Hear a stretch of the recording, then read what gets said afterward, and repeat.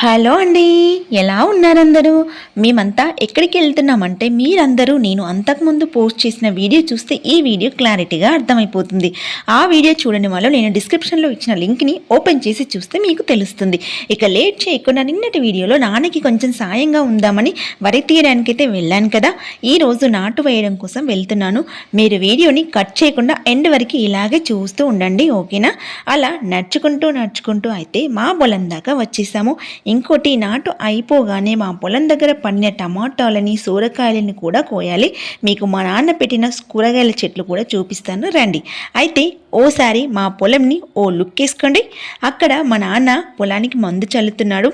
ఇక్కడ చూడండి, మా నాన్న పెట్టిన మిర్చి, టమాటాలు, సొరకాయలు, వీటి సంగతి అయితే నాటు వేసి వచ్చాక తెలుసుకుందాం, ఓకేనా? సొరకాయలు అయితే కొంచెం పర్లేదు, బాగానే కాసాయి, పెట్టినందుకు చాలా లేతగా ఉన్నాయి. తర్వాత తెలుసుకుందాం వీటి గురించి.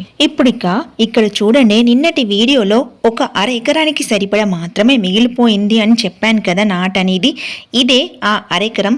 ఒక అరెకరం నాటు వేయడం ఇద్దరికీ అయిపోతుందని చెప్పేసి మా అమ్మ ఇద్దరినే పిలిచింది, కానీ ఇంకా మిగిలిపోయింది. నేను వీళ్ళు ఎలా వేస్తున్నారో చూసి టమాటాలు తీసుకెళ్దామని అయితే వచ్చాను. కానీ ఇక్కడ చూస్తే 3 అవుతుంది అప్పుడే టైము. ఈ కాలం ఈవినింగ్ 5 o'clockకి చీకటి పడిపోతుంది కదా, ఇది అయ్యేట్టు లేదని చెప్పి ఇక నేను కూడా వేయడానికైతే రెడీ అయిపోయాను.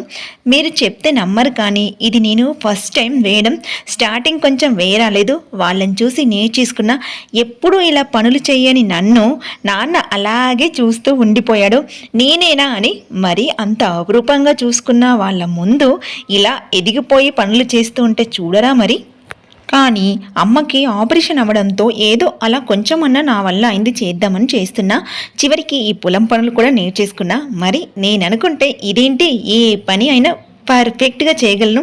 అది మనలో ఉన్న టాలెంట్. అంటే అయ్యో ఏమనుకోవద్దు, నన్ను నేనే పొగుడుకుంటున్నందుకు. నేనేం పొగుడుకోవట్లేదండి.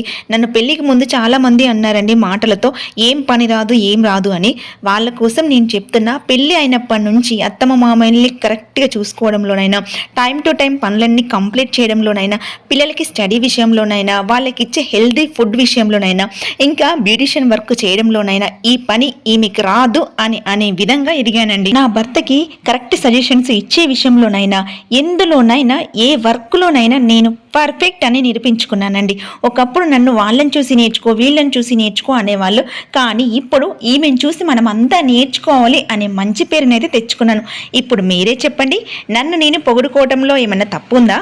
అమ్మయ్య, మొత్తానికైతే నాటు వేయడం అయిపోయిందండి. కరెక్ట్గా 5 o'clockకి కంప్లీట్ అయింది. ఏదో తెలియని ఆనందంగా ఉంది టైంకి కంప్లీట్ అయినందుకు. మన దగ్గర టైం సెన్స్ బాగా ఉంది. టైంని ఫాలో అవడం నాకు బాగా ఇష్టం. ఏ టైంకి ఏం చేయాలి అనేది, ఎంత టైంలో వర్క్ని ఫినిష్ చేయాలని.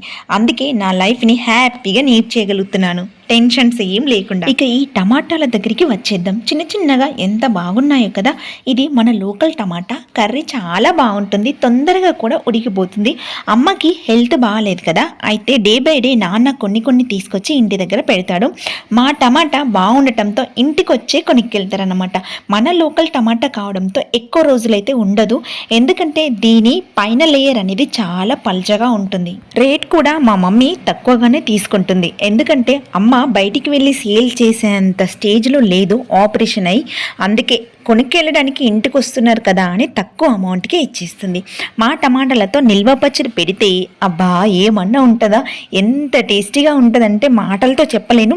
నేను ఇంటి దగ్గర నుంచి టమాటాలు తీసుకొచ్చినప్పుడల్లా అవి అయిపోయాక మళ్ళీ మార్కెట్లో తీసుకొచ్చినవి అయితే అస్సలు తినాలనిపించదు. అదేంటో ఆ టేస్టే రాదు. అమ్మ వాళ్ళకి కాసినప్పుడైతే నేను బయట అస్సలు తీసుకోను, టమాటాలని తినబుద్ధి కాదు అసలు. ఇక ఈ సొరకాయలు అయితే చాలా లేతగా ఉన్నాయి.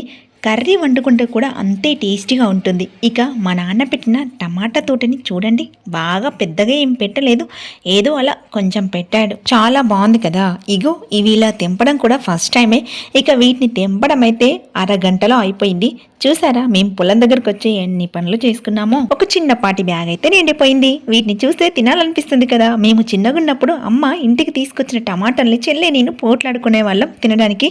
ఇదిగో ఇప్పుడు నేను కూడా అదే పని చేస్తున్నా.